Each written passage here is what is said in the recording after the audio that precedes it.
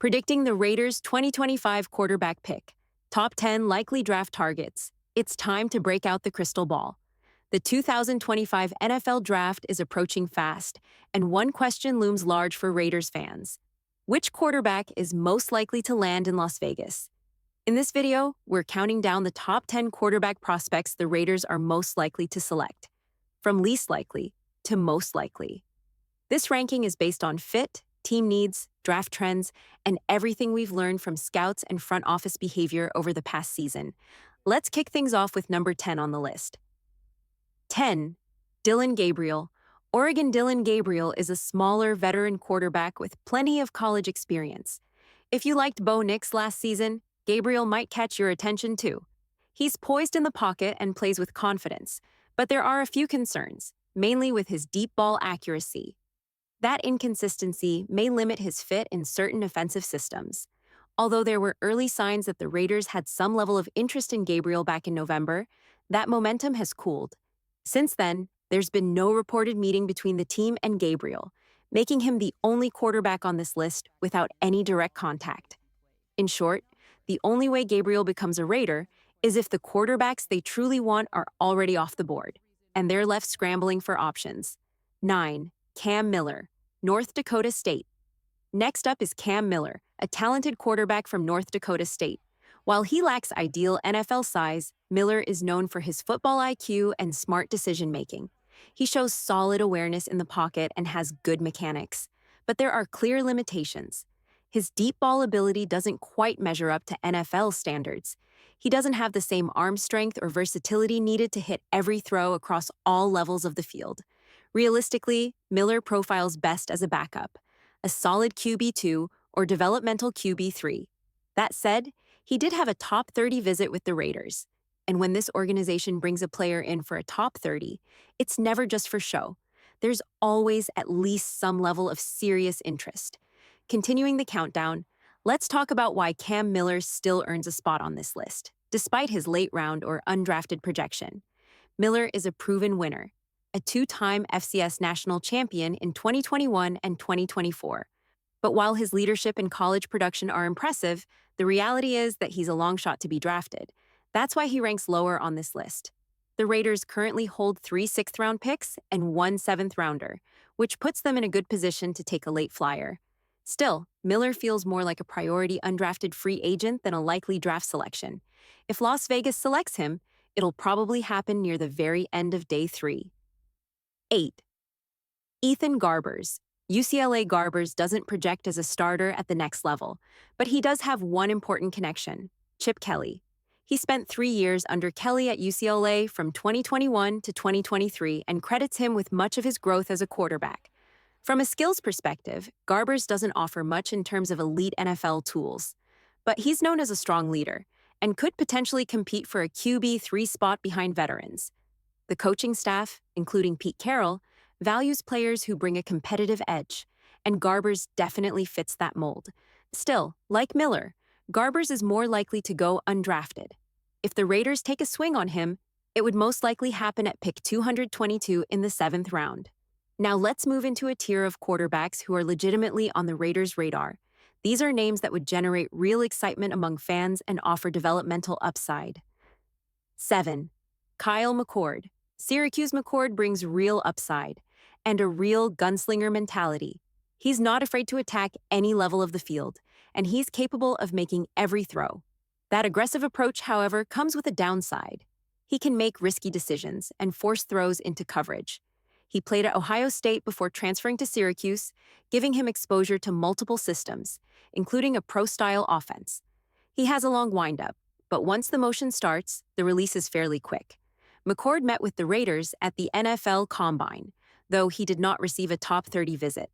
Scouts see him as a player who would benefit from sitting for a few years, and with the right development, he could grow into a starting role. Based on current projections, he holds a 5th-round grade, and the Raiders only have 1 5th-round pick, which limits the chances but doesn't rule him out entirely. 6. Tyler Shough. Louisville Shough is one of the most experienced quarterbacks in this class, with 7 years of college football under his belt. He's a classic pocket passer with the arm talent to make just about every throw on the field. His deep ball accuracy stands out, and he's confident pushing the ball downfield.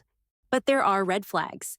Shedeur struggles under pressure, lacks mobility, and tends to panic when plays break down. He's not a creator, he's a commander. That makes fit extremely important. Still, there are NFL teams that reportedly love him, and there's been some late buzz that he could sneak into round 1, which would be surprising. If he's taken before pick 37, where the Raiders make their first selection, he's likely out of reach.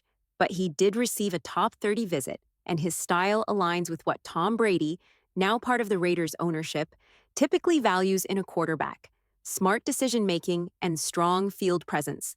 That alone makes Shedeur a more likely option than McCord, despite the wide range of projections.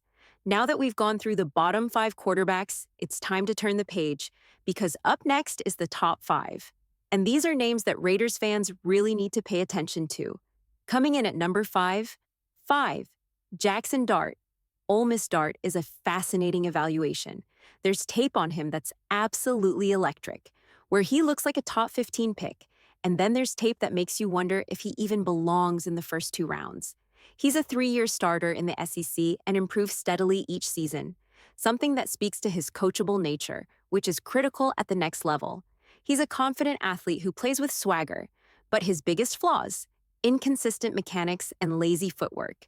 When those 2 areas break down, his game suffers, especially on deep throws. But when Dart's mechanics are right, his deep ball is one of the best in the class. Early scouting reports didn't highlight it, but digging deeper into the tape shows that with the right coaching, his upside is undeniable. And with Chip Kelly now on the Raiders staff, Dart's skill set feels like something he could mold into something special. He reportedly had a formal meeting with the Raiders at the Combine, along with a top 30 visit, and he shares a high school connection with Jackson Johnson, another Raiders target. And yes, that kind of relationship does carry weight in NFL front offices. Dart could go as high as the top 10 or fall into round 3. If he's available at pick 37, that's when things could get interesting. 4. Shedeur Sanders, Colorado ranking. Sanders at number 4 might surprise some, but it's based on more than just talent. It's about fit and draft value. Sanders is a highly accurate quarterback who has shown year-over-year growth, from Jackson State to Colorado. He's mentally tough and calm under pressure, and he embraces the spotlight like few others in this class. But his arm strength is average, and there are concerns about his character and NFL readiness, according to several league scouts. That said, his background brings a lot of intrigue. Tom Brady has mentored him since 2020, and Sanders reportedly had both a combine interview and a top 30 visit with the Raiders. There's also no denying that Deion Sanders, Shedeur's father, has publicly endorsed the Raiders as a landing spot for his son. Here's the thing: if the Raiders pass on Sanders at pick 6, despite all those connections, it will speak volumes. This is a front office, with Pete Carroll, Chip Kelly, and John Spytek, that has a history of developing quarterbacks. If they pass on Sanders, it likely means they've done their homework and made a very informed decision. But if they do take him at 6, it'll be because they're just as confident in that choice. Let's pause and ask, will the Raiders take a quarterback on day 1, round 1, or wait for day 2, rounds 2 to 3, or even hold off until day 3, rounds 4 to 7? For over a month now, there's been a strong sense that the Raiders are preparing to draft their quarterback on day 3. That brings us to the final 3 names, all of whom could be in play late in the draft. 3rd, Jalen Milroe, Alabama. Yes, we just talked about a potential day 3 quarterback, and now we're mentioning Jalen Milroe, who could hear his name called much earlier. Milroe is, without question, the best athlete at the quarterback position in this draft. A dynamic playmaker with elite mobility, he can make plays on the ground that few quarterbacks in the league can replicate. Some teams are even considering him in round 1, though that's unlikely for the Raiders. It would be a major surprise if Las Vegas reached that high to get him. But if he somehow slides into the middle rounds, his athleticism and raw talent could make him worth the investment, especially if the Raiders are looking for someone to develop behind a veteran like Geno Smith. Milroe's deep ball accuracy was a major question coming into 2023, and to be honest, it wasn't good the year before. His decision-making inside the pocket? Rough. But in 2023, Milroe took a noticeable leap forward. His deep ball improved significantly, and when you're the kind of athlete he is, that matters. It's one of the reasons Jalen Hurts made the jump in the pros. He became dangerous enough with the deep ball that defenses had to respect it, and that opened up the run game. Milroe has that same potential, if you build the right system around him. The Raiders were one of the teams most impressed by Milroe during interviews. His mental approach stood out, something that catches the attention of leaders like Tom Brady and John Spytek. The Raiders understand they have a 2 to 3 year window, with Geno Smith at quarterback, and Milroe fits the mold of a developmental backup with sky-high upside. He had both a formal interview at the Combine and a top 30 visit. And recently, the Raiders were also confirmed to be one of the teams interested in Joe Milton, another athletic freak. That tells us what kind of player they might be looking for behind Geno. If you want a rare athlete to develop behind a veteran, Jalen Milroe could be the perfect match. 2. Will Howard, Ohio State. A few weeks ago, Will Howard was the most likely quarterback the Raiders could draft. But he's now dropped to number 2, not because of anything negative, but because someone else rose up the board. Howard has ideal NFL size, and his ability to create inside and outside the pocket makes him an attractive fit in Chip Kelly's offense. His growth over the last 3 years has been impressive. But there's a red flag. He needs receivers to get open before he pulls the trigger. In the NFL, windows are tighter. You have to anticipate, not wait.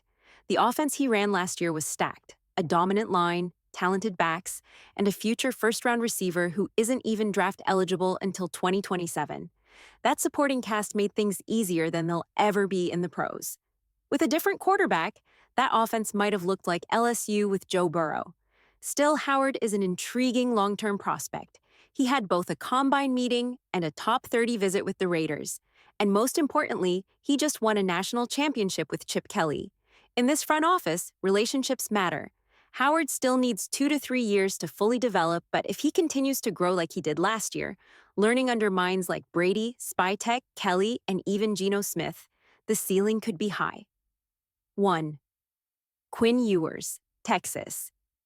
Here's the biggest surprise of the offseason. Quinn Ewers is now the quarterback most likely to be drafted by the Raiders. 2 months ago, even suggesting this might have seemed far-fetched. But where there's smoke, there's fire. And right now, there's a lot of buzz connecting Ewers to the Raiders. He has tremendous arm talent, no question. His mechanics still need a lot of work, rough enough that you could call them trash can, to borrow the scouting term. But he's tough. He plays through injuries, and he competes like crazy. His quick release is one of the best in this class, and that's something Tom Brady always valued in himself and others. Ewers gets the ball out fast. He trusts his arm. He wants to win, and he's trending in the right direction. This is a player who might not be perfect, but he fits the mold of a quarterback the Raiders can build around. He's got the traits, the confidence, and with the right coaching, he might become something special.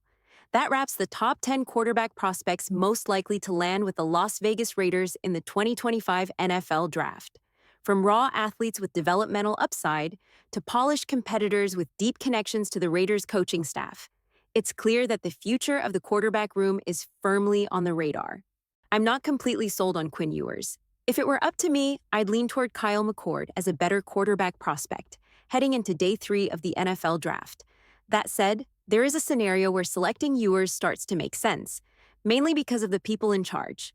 I trust Chip Kelly, I trust John Spytek, I trust Pete Carroll. If this coaching and front office group believes in Ewers and they're willing to let him sit and develop for 2 to 3 years, there's definitely some untapped upside there. What's also worth noting, Ewers had a top 30 visit, a pro day meeting, and a combine interview with the Las Vegas Raiders. He's the only quarterback in this year's class to check all 3 of those boxes with them. That kind of attention means something. There are also some deep coaching connections in play. Texas head coach Steve Sarkisian, who's been developing Ewers, worked under Pete Carroll at USC from 2001 to 2003.